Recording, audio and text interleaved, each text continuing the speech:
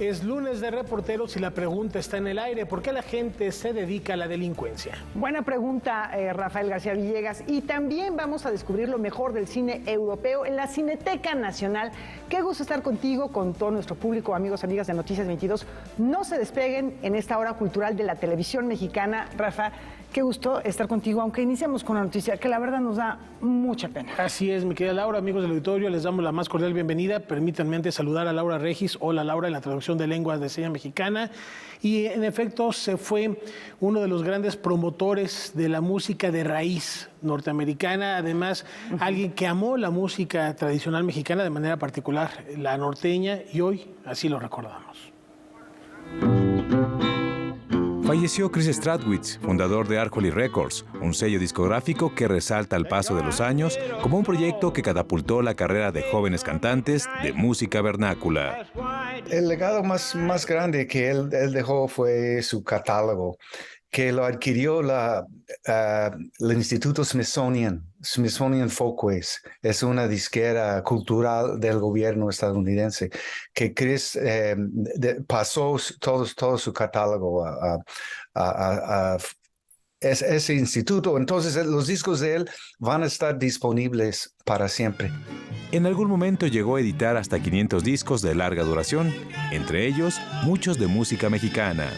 En 1986, la fundación de Grammy abrió unos premios Grammy Latino, y ese año se ganó un disco de Chris, ganó primer lugar. Entonces, lo que era una compañía muy casi desconocida, de un año a otro, a base de ese premio, multiplicó casi de manera exponencial su visibilidad.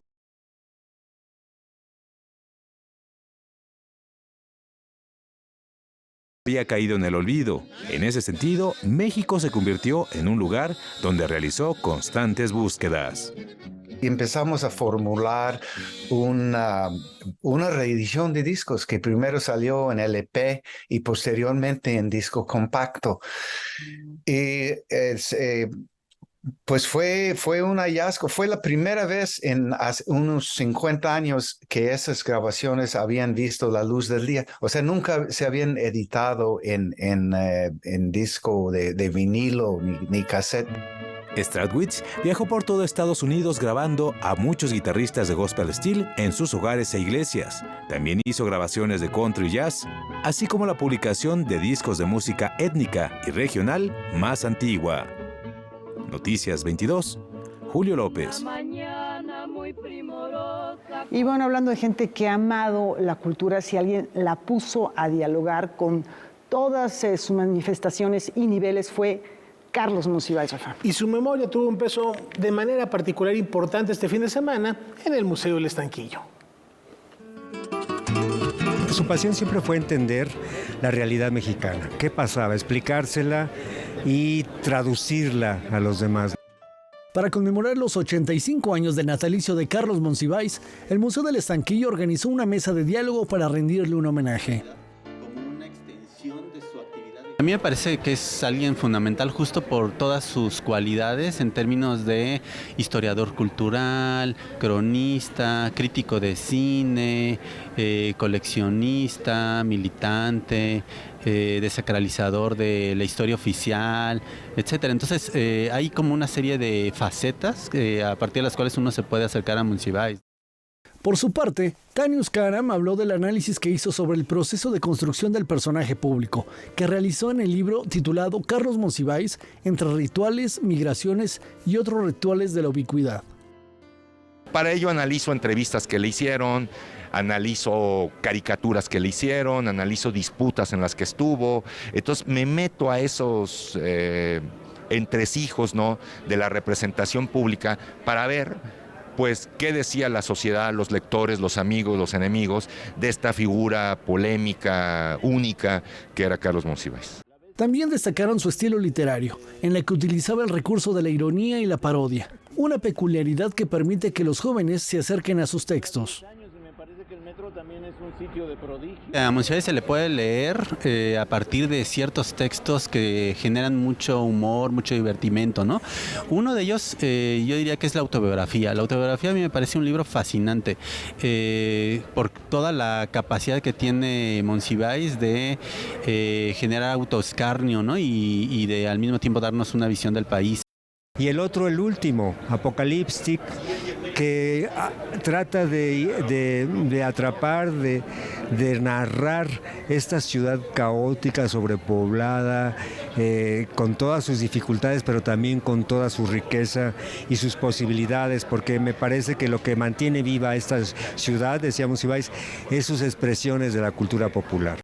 El otro es Escenas de Pudor y Liviandad, que es un libro de crónicas vinculado con lo social, con espectáculos populares, con fenómenos sociales, y que es súper atractivo y en donde ejerce mucha experimentación formal. Noticias 22, Óscar Cortés.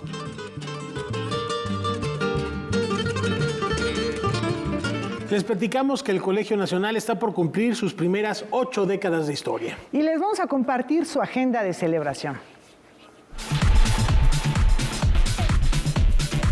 En mayo de 1943, en el contexto de la Segunda Guerra Mundial, inició sus actividades el Colegio Nacional. Entre sus miembros fundadores se encontraban personalidades como Mariano Azuela, Diego Rivera, José Vasconcelos y Alfonso Reyes. Para celebrar 80 años de historia, 80 años de libertad por el saber, la institución ha preparado una semana de actividades conmemorativas.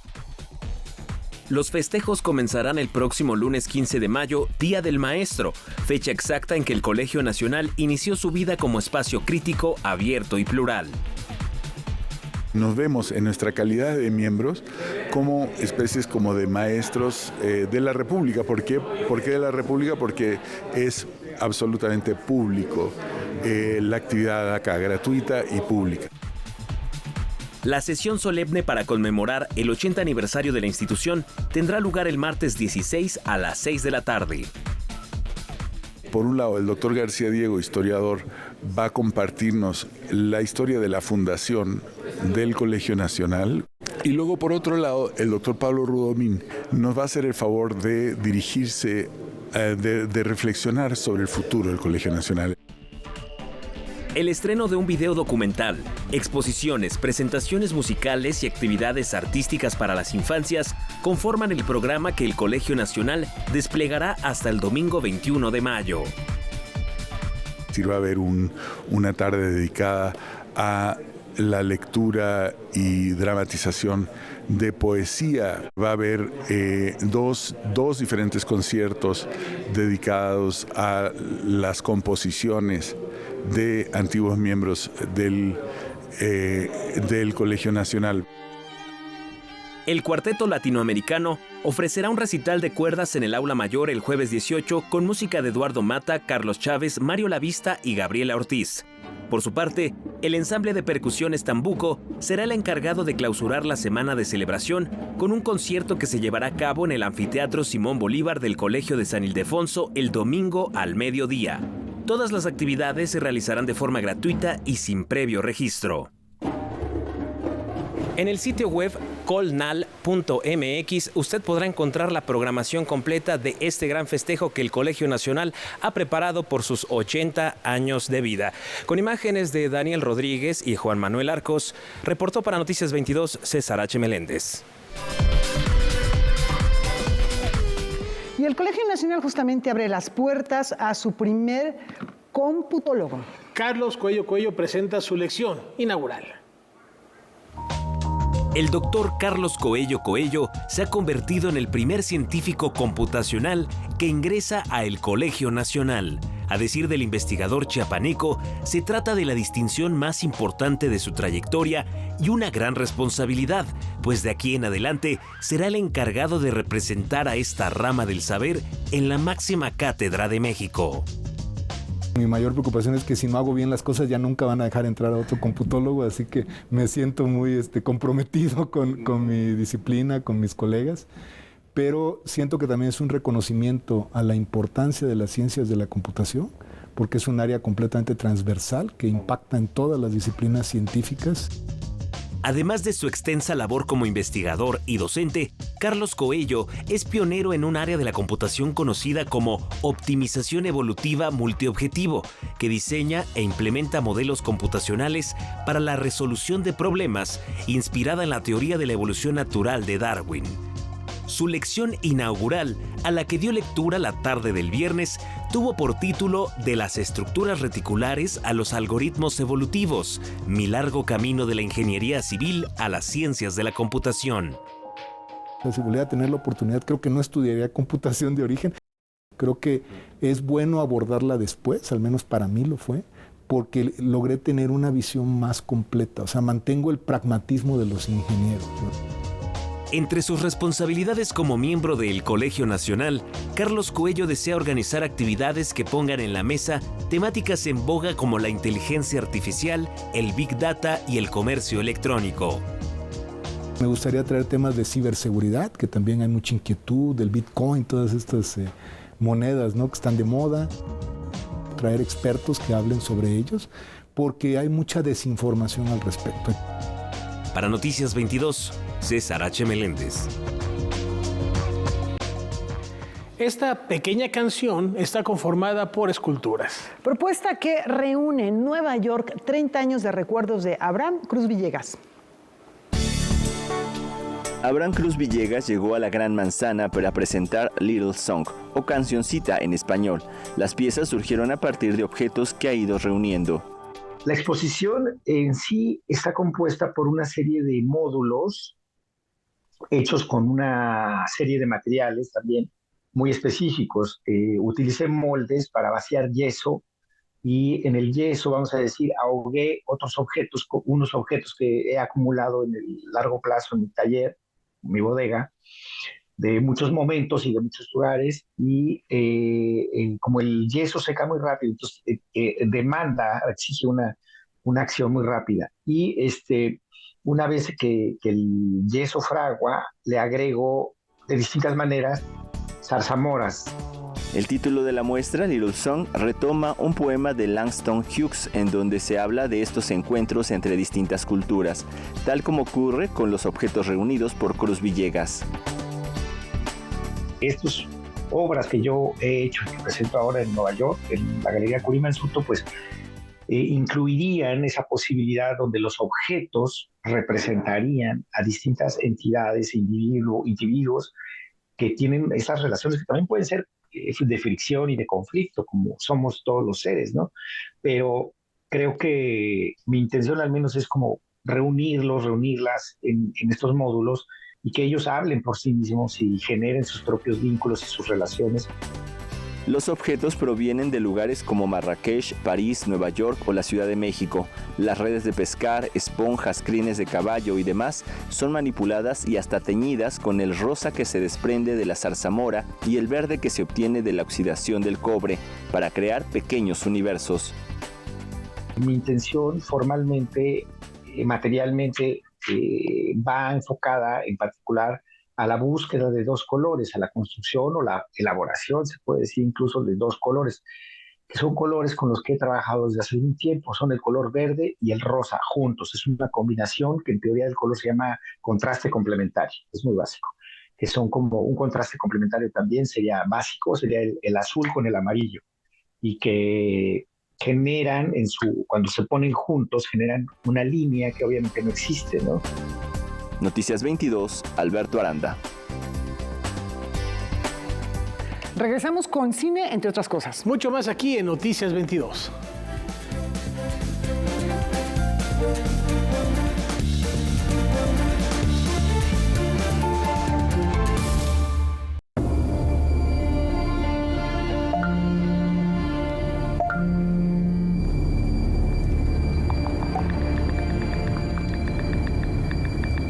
Usar el celular al conducir se ha convertido en la principal causa de accidentes viales.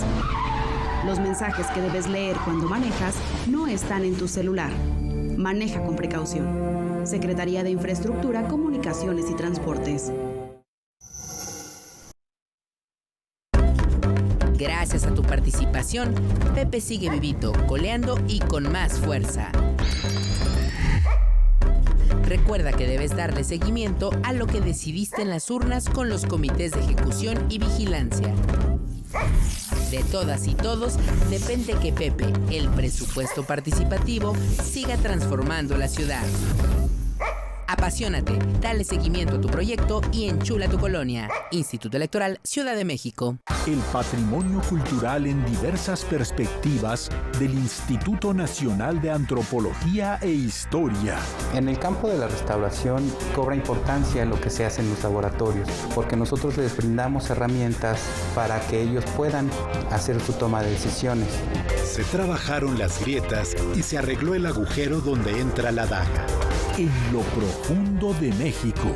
Estreno, martes, 19 horas.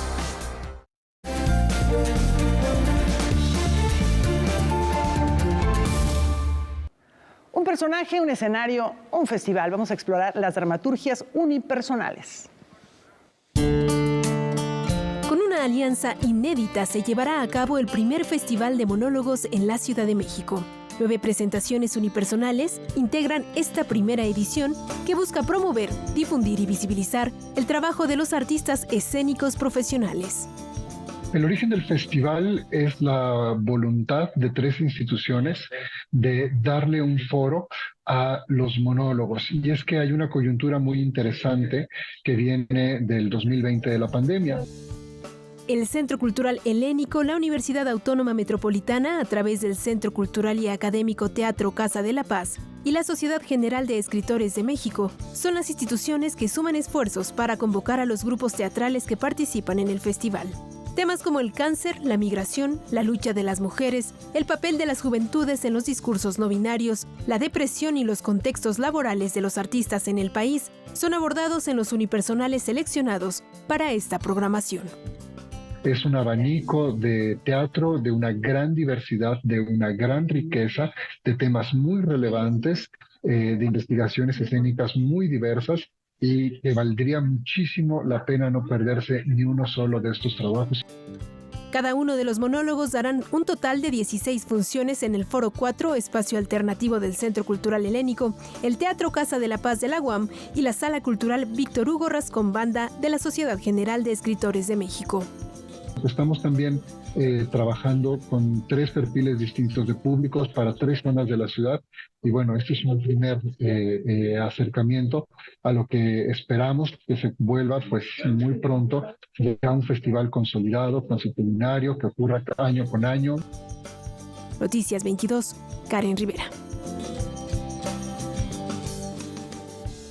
El 9 de mayo de 1950 se firmó la Declaración Schuman, parteaguas indiscutible en la historia europea que inscribe al continente, sus relaciones y su futuro en el calendario.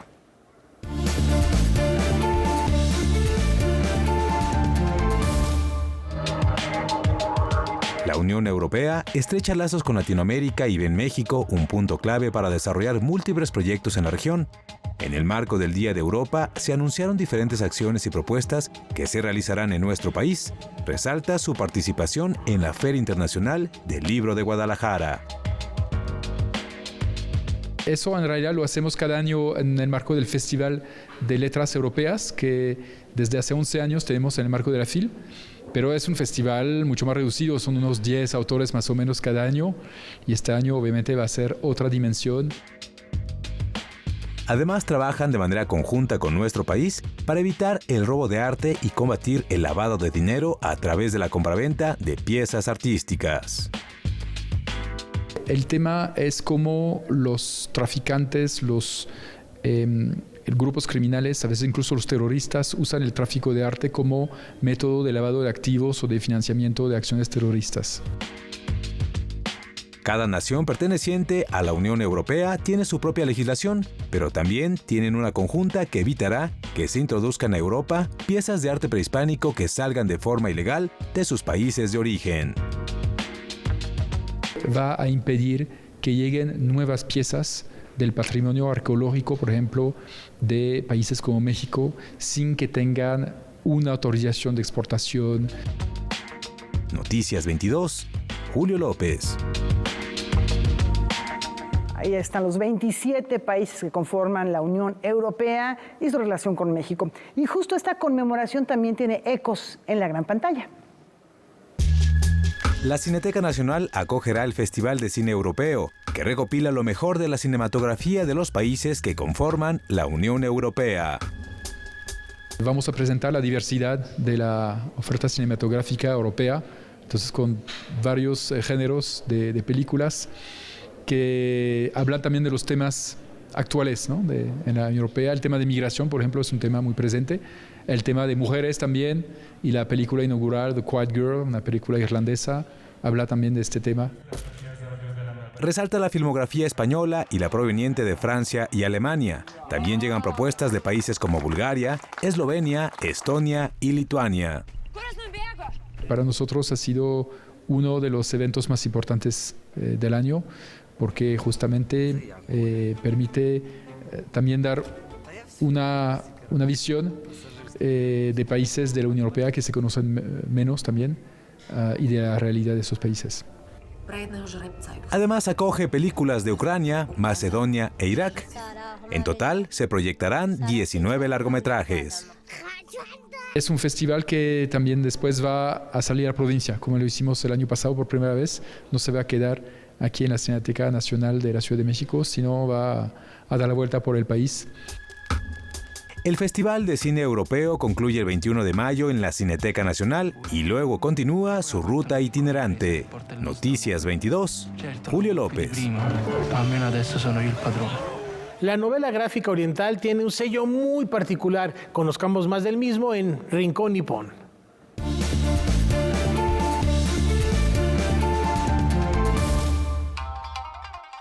Konnichiwa amigos, soy Miri Murasaki y hoy en Rincón Nippon les hablaremos del manga. El manga es una forma de arte gráfico que se originó en Japón a principios del siglo XX.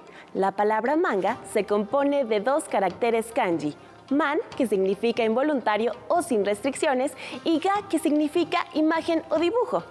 Este término fue acuñado por Katsushika Hokusai en el siglo XVIII, aunque fue hasta después de la Segunda Guerra Mundial que la palabra comenzó a utilizarse ampliamente. El manga moderno se originó en 1940 con el trabajo de Osamu Tezuka, conocido como el dios del manga. Seguramente te suena ese nombre, ya que Tezuka fue el creador de Astro Boy, la serie de manga y anime que se convirtió en un éxito mundial. Además, es considerado uno de los más grandes innovadores en la historia del manga por haber creado una nueva forma de narrativa visual que combinara el estilo de los cómics americanos y el cine. El manga se convirtió en un medio muy popular para contar historias en Japón y se utilizó para abordar gran variedad de temas como ciencia ficción, fantasía, romance y comedia. Al hacerse tan popular, comenzó a ser exportado a otros países y se convirtió en un fenómeno cultural en todo el mundo. Hoy en día es una parte integral de la cultura japonesa, que ha sido trasladada a gran variedad de medios, como películas, novelas, videojuegos y, por supuesto, el anime. El impacto del manga en todo el mundo es evidente, pues hay gran variedad de convenciones de cómic y cultura japonesa que se celebran en todo el mundo. Como en México tenemos la TNT y la convención La Mole, que ahora tiene la Animole, especializada en anime y manga. La Embajada de Japón en México anunció recientemente el lanzamiento del 17º Premio Internacional de Manga de Japón, en el que del 14 de abril al 7 de julio del 2023 se recibirán la mayor cantidad de trabajos. Podrás consultar las bases en las redes sociales de la Embajada. Yo soy Miri Murasaki y nos vemos a la próxima por Rincón Nippon. ¡Sayonara! Muchas gracias, Miri, por esta explicación. Y bien, el denominado rey de los deportes dialoga con las artes, ¿por qué no?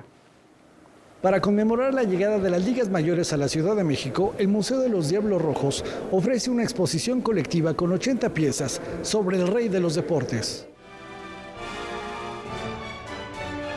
Por supuesto, lo de Grandes Ligas, que fue gran pretexto de llamarle a esta muestra segundo inning por la segunda exposición y la fiesta del béisbol.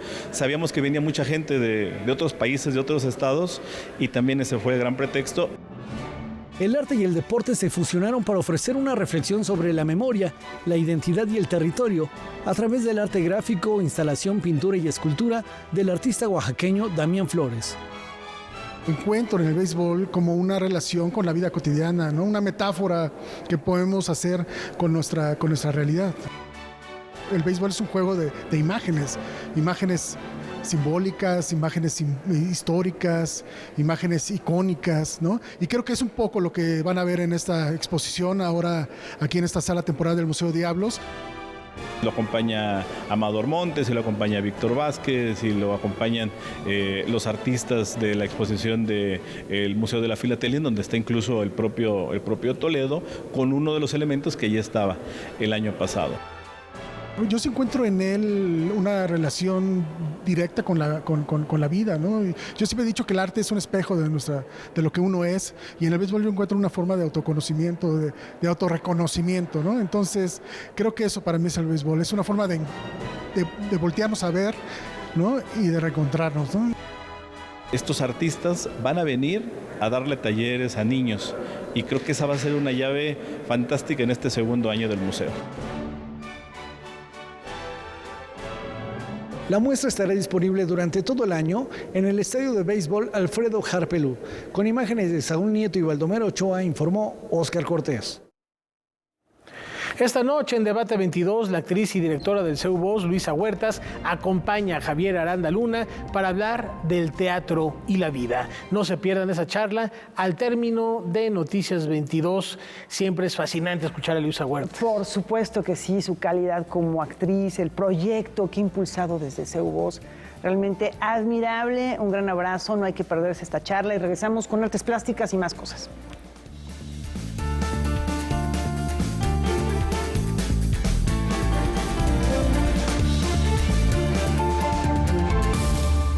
Mi mamá había salido de viaje, ya se iba a aliviar la señora y no había quien la atendiera, ¿no?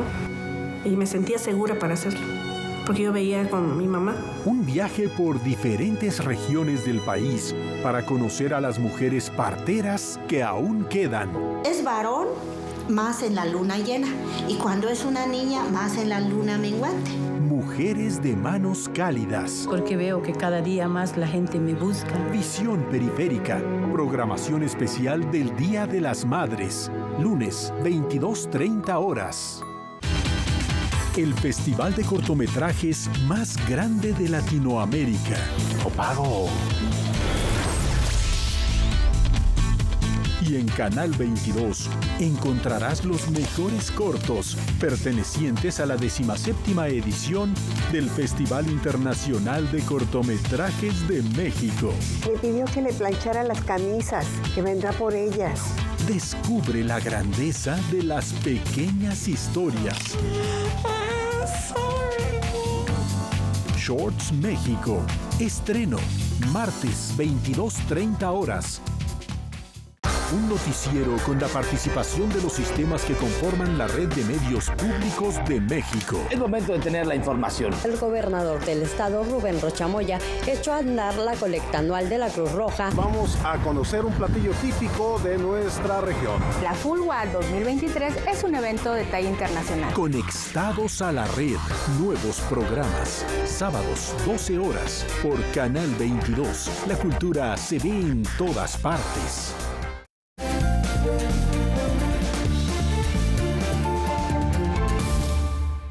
Esta propuesta seguro enriquecerá el vocabulario y facilitará el camino de los estudiantes de canto de la ópera. Como parte de su clase de repertorio de especialidad, impartida por el reconocido contratenor Héctor Sosa, 3 estudiantes de la Escuela Superior de Música se dieron a la tarea de crear el breve glosario para estudiantes de canto operístico, una herramienta pedagógica que será de gran ayuda para alumnos de esta y futuras generaciones. En un trabajo que estábamos haciendo sobre anatomía del cantante, nos dimos cuenta de la falta de material que hay al respecto de los tecnicismos en el canto operístico. El documento, realizado por las jóvenes Andrea Dávila, Débora Joaquín y Selma Gómez, estudiantes de la carrera de canto operístico, reúne 121 términos de uso común en el mundo de la música y el canto, tanto en su enseñanza como en su práctica profesional.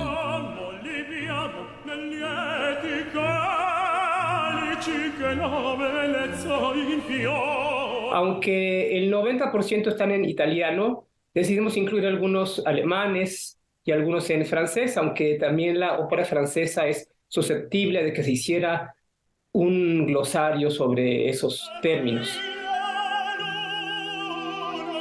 Este trabajo tuvo como inspiración y punto de partida el Diccionario del Cantante, obra del emblemático barítono mexicano Roberto Bañuelas. Palabras como fiato, cavatina, cabaleta, el mismo término aria, que significa aire, en la ópera, pues son términos aparentemente de mucho uso, pero que los chicos no siempre saben exactamente el significado. El maestro Héctor Sosa, quien dirigió la investigación, espera que el breve glosario para estudiantes de canto operístico pueda seguirse enriqueciendo y en el futuro desarrollar una versión multimedia. Por lo pronto, el documento puede descargarse de manera gratuita en el sitio web de la Escuela Superior de Música del IMBAL. Para Noticias 22, César H. Meléndez.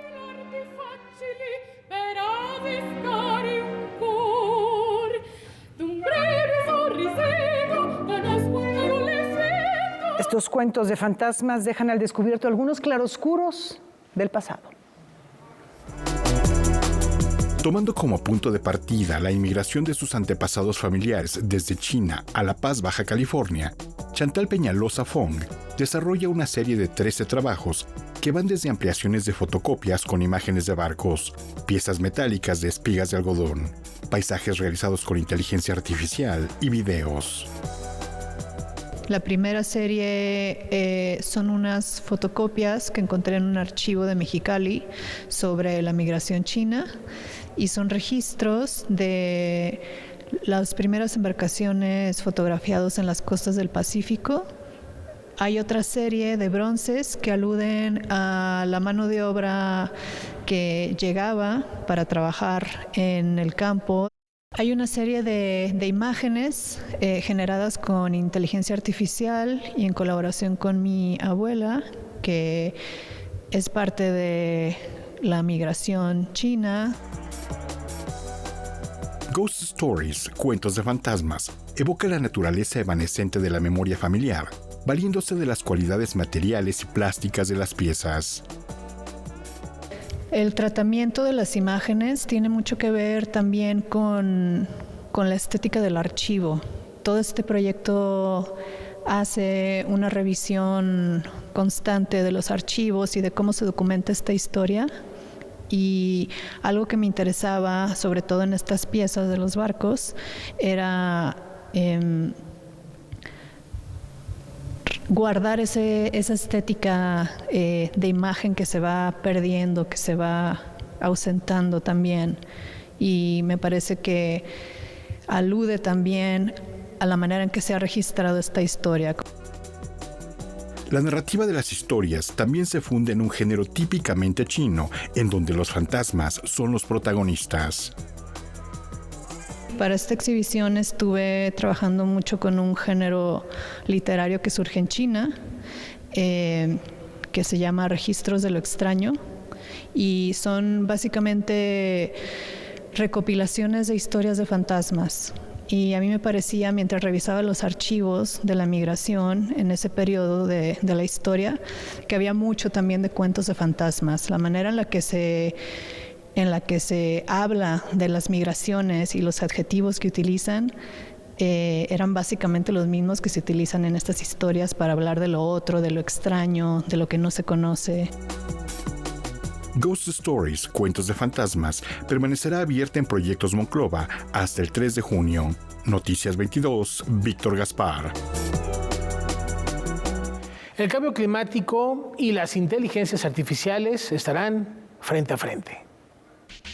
El metano es un poderoso gas de efecto invernadero con un poder de calentamiento 80 veces mayor que el dióxido de carbono.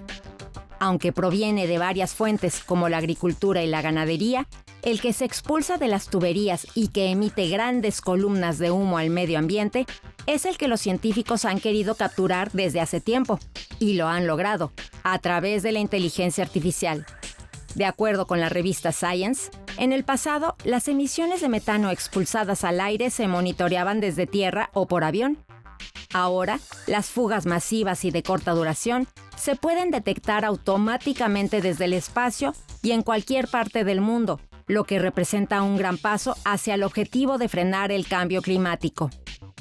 La nueva técnica de inteligencia artificial escanea 12 millones de observaciones diarias, recogidas por un satélite europeo. Se pretende que, en el futuro, ayude a detectar cuáles de estas observaciones corresponden a columnas de humo de metano. Aunque por el momento los satélites solo capturan los estallidos más grandes, qué mejor noticia que empezar con las fugas más notables. El equipo de investigación encargado del proyecto pertenece al Instituto Holandés de Investigación Espacial, que postea los resultados semanales de sus mediciones en el sitio web del instituto. Solamente en febrero pasado, informó Science, detectaron 192 columnas de humo de metano, algunas persistentes, otras intermitentes, con una tasa de emisión superior a 10 toneladas por hora. Las emisiones se concentraron en Asia, aunque se capturaron en todos los continentes, excepto en la Antártida. Desde 2006, los niveles de metano atmosférico han crecido 7%, por lo que este gas se convierte en responsable de aproximadamente un tercio de los 1.2 grados centígrados del calentamiento que se ha registrado desde tiempos preindustriales. Y mientras el mundo se aproxima al umbral de 1.5 grados centígrados de calentamiento considerado como peligroso, las acciones para reducir las emisiones de metano se han visto como una forma de comprar un poco más de tiempo para que la humanidad pueda seguir respirando. Para Noticias 22, Katia León Monterrubio. Los algoritmos y las tecnologías preocupan a los guionistas estadounidenses que exigen garantías para seguir ejerciendo su profesión. Vean por qué.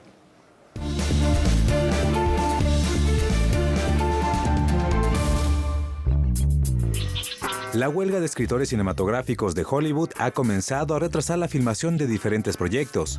Cada vez que se levantan, la industria tiembla. Entre sus principales peticiones resalta conocer los números de audiencia de las plataformas digitales. Además, buscan aumentos salariales y protegerse contra el uso de inteligencia artificial. La quinta temporada de Stranger Things ha quedado inconclusa. Lo mismo sucede con la sexta temporada de Cobra Kai y le ocurre algo similar a la precuela de Game of Thrones. El número de producciones afectadas se podría incrementar rápidamente, pues las negociaciones no avanzan. Muchos países han buscado que por ley las plataformas digitales reporten sus números, pero hasta ahora no lo han conseguido. Veamos si el gremio de escritores ejerce más presión. La Unión Europea ya prepara una serie de leyes para legislar la inteligencia artificial, utilizada ya en muchos rubros del audiovisual, como la animación, la producción y, por supuesto, la escritura de textos. Noticias 22, Julio López. Polémico y la moneda de nuevo está en el aire. Cambiamos de tema, los orígenes, las debilidades, el desarrollo del movimiento 23 de septiembre quedan registrados en una misma publicación. Luego de su ponencia en el seminario Movimiento Armado Socialista en México, Alejandrina Ávila Sosa comparte algunas de sus memorias sobre el movimiento 23 de septiembre en el libro Voces de guerrilleros y guerrilleras de la Liga Comunista 23 de septiembre en la Sierra Tarahumara, 1973-1975. No había oportunidad política para las nuevas generaciones que ya eran prácticamente hijos de obreros universitarios que estaban entendiendo un poco más cuál era su papel en sociedad. Empezaron a nutrirse de manera ideológica con posturas principalmente marxistas, leninistas, trotskistas, etc. Alejandrina Ávila Sosa desglosa desde su punto de vista los orígenes del movimiento, sus causas y su desarrollo. Conoceremos algunos de los personajes fundamentales de este grupo, la fundación de la Liga Comunista, pero también sus debilidades. De este mismo seminario derivaron otras publicaciones con distintas perspectivas de los hechos. no querían dar como la historia verdadera de tal suceso, sino más bien un acercamiento a lo que sucedió, a lo que ellos sintieron, lo que pensaron, lo que hicieron. Tal vez ellos pueden mencionar un suceso del que varios de los que estaban en el seminario estaban, pero la percepción de ese suceso de cada uno de ellos pues, es muy diferente. Ávila Sosa en este libro también señala la invisibilidad histórica que se le dio a las mujeres. La narrativa, en un primer momento, no eran, eran borradas, no eran mencionadas. Alejandrina dice que en un ejercicio de memoria, ella indica que sus compañeros no la mencionan por cuestión de seguridad. Pero conforme iba pasando el seminario, ella iba reflexionando y hasta lo escribe al último. No, hoy entiendo que no fue de seguridad, no fue cuestión como de cuidado, sino más bien era borrada, omitida, no importante, porque así era el discurso de ese momento. Sin embargo, las mujeres, como en muchos otros acontecimientos de nuestra historia, fueron parte fundamental del movimiento y su desarrollo. Voces de guerrilleros y guerrilleras de la Liga Comunista, 23 de septiembre en la Sierra Tarahumara, 1973-1975, se puede descargar de manera gratuita en la página del Instituto Nacional de Estudios Históricos de las Revoluciones de México, en la sección de novedades editoriales. Si desean adquirir una copia física, acudan a la biblioteca del INERM. Para Noticias 22, Rodrigo Peredo. ¿Qué hace que una persona se dedique a la delincuencia? Qué pregunta, ¿eh? Alberto Aranda va a dejar de delinquir para estar aquí con nosotros y explicárnoslo después de esta brevísima pausa. Volvemos.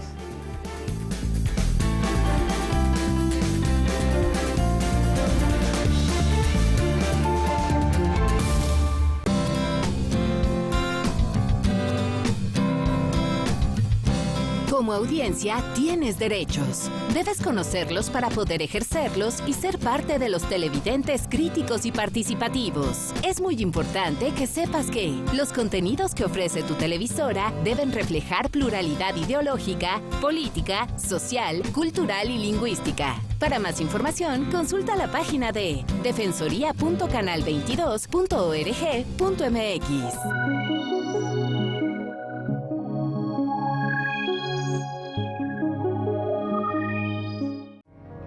Una historia de tres familias unidas por la tragedia y la sangre.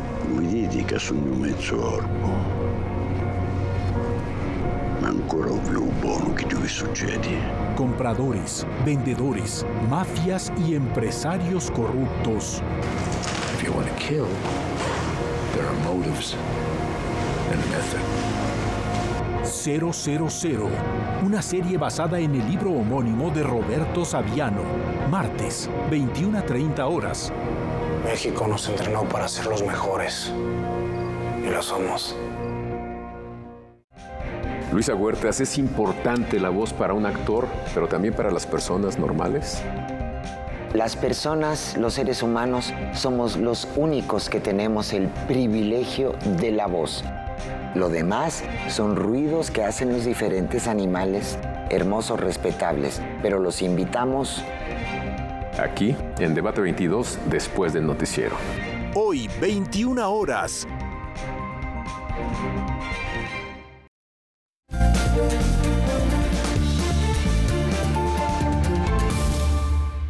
Un robot reptiloide podría conquistar Saturno.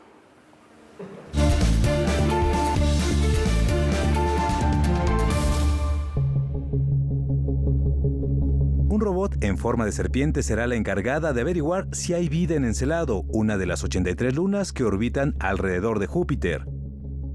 La NASA aún afina detalles, pero este prototipo mide aproximadamente 5 metros y pesa 99 kilos. Se está sometiendo a pruebas exhaustivas en varios entornos para asegurarse que esté lista para moverse en condiciones extremas. La cabeza estará equipada con tecnología que le permitirá capturar el mundo en 3D y enviar video en tiempo real a la Tierra. El camino aún es largo, pues aunque se espera que el robot esté listo el próximo año, luego tendrán que ponerlo en una nave que tardará 12 años en llegar a Encelado. Desde hace décadas, se cree que este satélite tiene en su superficie una capa de hielo y debajo de ella un océano líquido. Suena a ciencia ficción, pero si hay las suficientes condiciones, este lugar podría albergar una colonia de humanos. Y regresemos aquí a la tierra, un problema que padecen todos los países del mundo. La delincuencia, la criminalidad. ¿Por qué una persona se dedicaría justamente a esta actividad? Bueno, es un tema que indaga Alberto Aranda en este lunes de Reporteros. Vamos con Rafael del otro lado del estudio.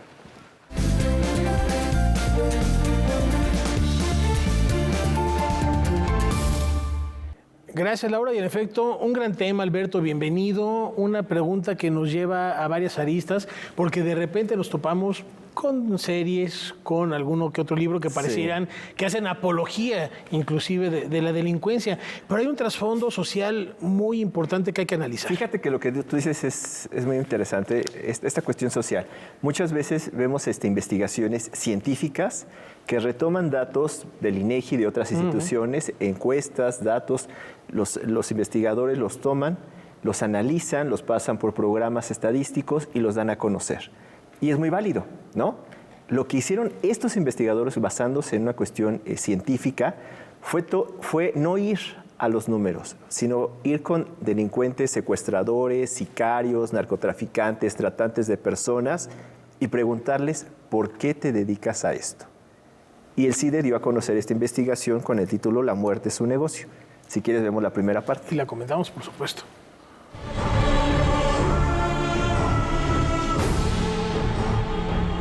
La violencia en nuestro país está presente todos los días, pero ¿qué lleva a una persona a volverse sicario, narcotraficante, secuestrador o formar parte de un cártel? ¿Quiénes son las víctimas? ¿Quiénes son los victimarios? ¿Qué les pasa por la cabeza? Todas estas preguntas se las hicieron un grupo de investigadores de diferentes países. El resultado está en el libro La muerte es un negocio, publicado por el CIDE y coordinado por Laura Elena Atuesta Becerra y Javier Treviño Rangel.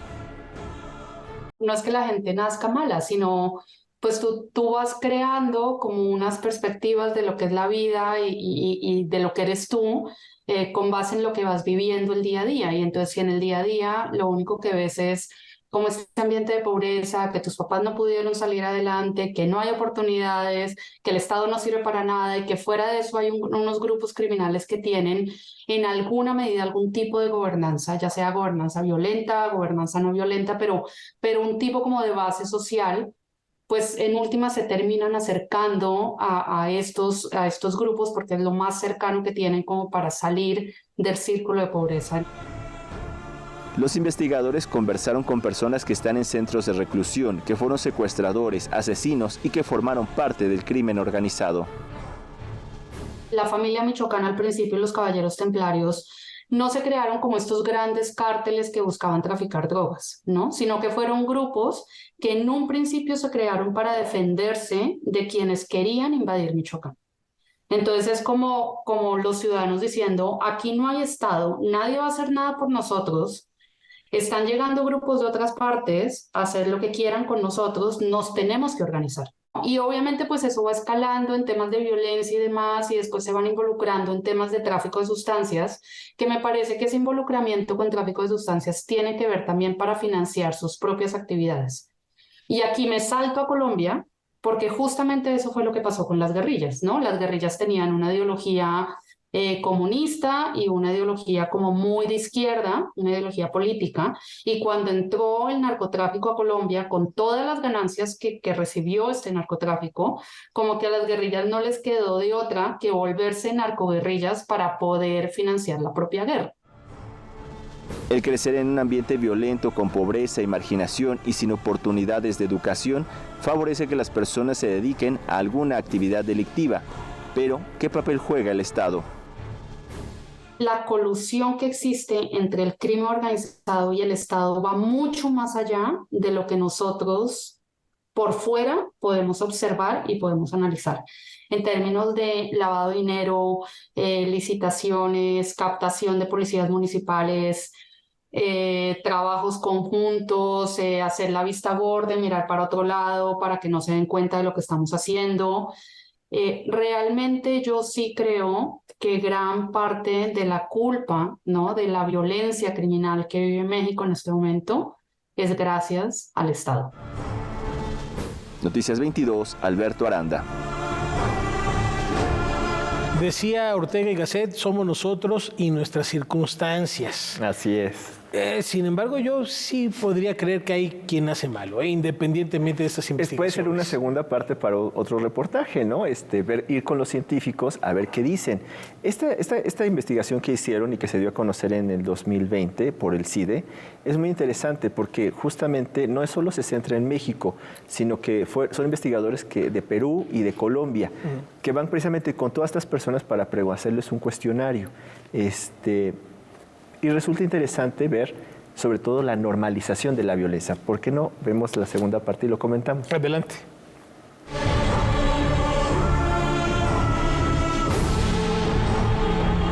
La muerte es un negocio se centra en las entrevistas. Un rasgo que destaca es la normalización del crimen al haber nacido en un ambiente violento. Hace como 4 meses estuve en un seminario en Chile con una niña que está haciendo el doctorado, ella es de Chihuahua, y nos decía justamente eso. Ella decía, yo desde muy chiquita aprendí a diferenciar un tote de un disparo. Entonces decía, ¿pero cómo lo hiciste? Decía, porque el tote suena de una forma y retumba y el disparo es mucho más seco y yo sé exactamente cuándo son fuegos artificiales y cuándo es un disparo. Y eso es algo con lo que ella creció, ¿no? Desde chiquita lo sabe y ya pues ya no se asusta. Yo no soy mexicana, yo soy colombiana y crecí en Colombia en los 80s, 90s, cuando las ciudades más peligrosas del mundo estaban en Colombia, ¿no?